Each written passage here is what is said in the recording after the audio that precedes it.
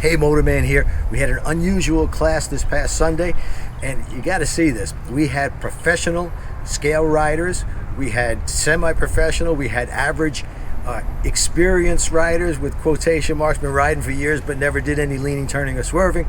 And we had a couple of riders, and I usually tell people never to do this. They went out, this couple, and they bought 850-pound motorcycles that they didn't know how to ride. But what did they do? They got my video and the practice guide. They went out and they actually practiced. They spent hours in a parking lot several times over a 5-month period. And they came to the class, and you're going to see exactly what could happen. So many people say, what can you learn from a video? Well, watch this couple, because they learned an awful lot. They're almost at pro level. And they simply did it by following exactly what you see on the video and the steps I show. Setting up the exercises, they got some tennis balls or cones, and they went out and they actually did it. And there's no reason why they shouldn't be on these big heavy motorcycles. They plan on doing some touring with the bikes. They needed this type of motorcycle, and they had the discipline to actually go out and do it. So we're going to show you what that looks like when you get the biggest, heaviest motorcycle you can find, but you practice prior to going out on the road. Well, the first time I put this video up, as you probably saw, we had some blank spots and some problems. Don't know why that occurred. But here we are again. This is drone footage. And this is the young lady I was telling you about, who had maybe 300 miles of riding experience, but bought a 850-pound street glide, went out and practiced, did it in the exact order I show on my video. And as you can see, she's just about flawless. Now, as a comparison, the rider you see coming up here is a professional level. And he's slightly more aggressive than she is with the leans. But really, that's about the only difference. Both of them were equally turning their head and eyes as they should be, using the friction zone, putting a little pressure on the rear brake. So she's almost at professional level.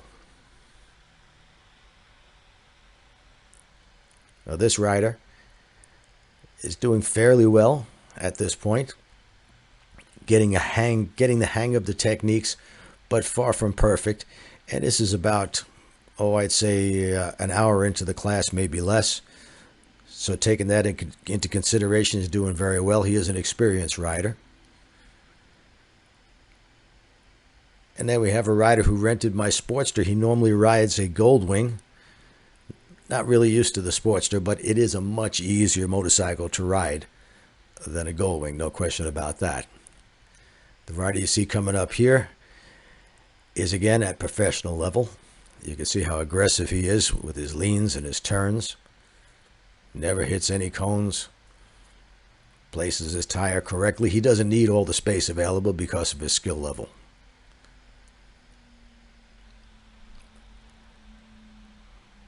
This is another experienced rider who's still having some problems with the techniques. Very normal.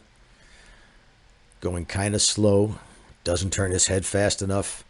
And of course, he misses that gate.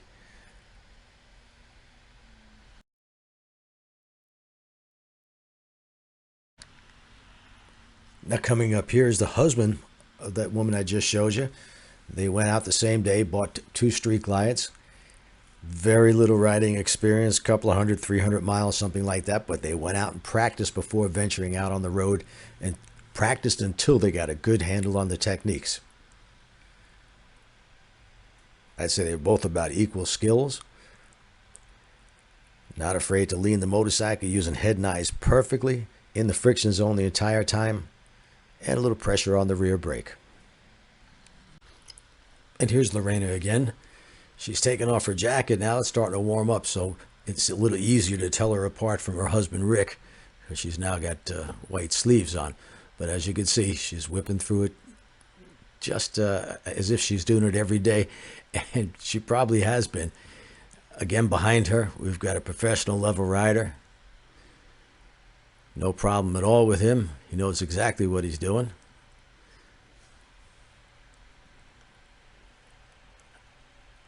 Now let's watch this rider on the red bike. He's a so-called experienced rider, got a lot of miles, but mainly those miles are just cruising on down the road.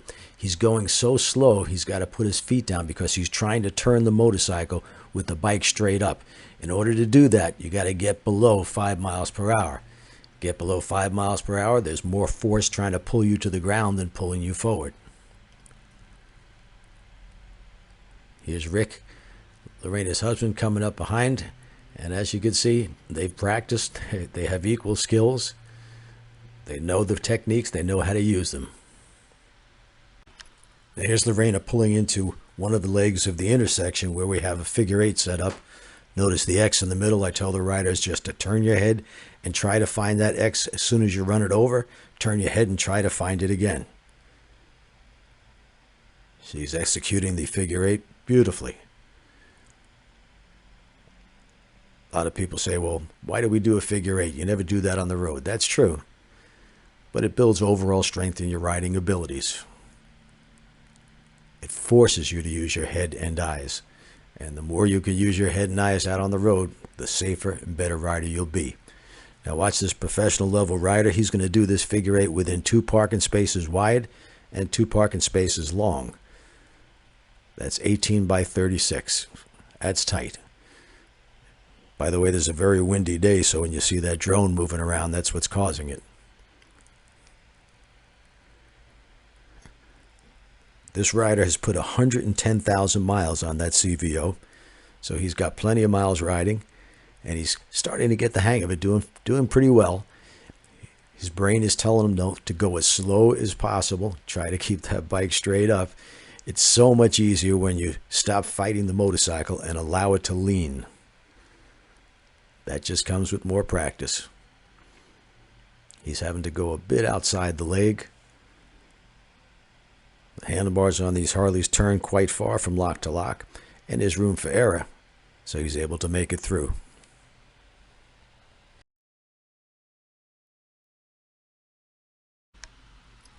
Now we move on to what most people think is the most difficult of the exercises, the snowman.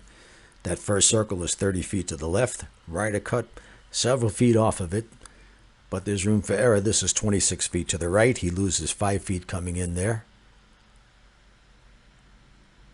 Now this last circle is 24 feet. It's the tightest one. Again, he loses 4 or 5 feet, slows down, looks at the thing he doesn't want to hit, and down goes the motorcycle. Here we have Lorena pulling in. She told me she's practiced this exercise. And you could see that she really has, because she has no fear at all. She's leaning the bike. She's up to the proper speed. And if you like these videos, let me know. Please subscribe, click that bell, and I'll see you next time.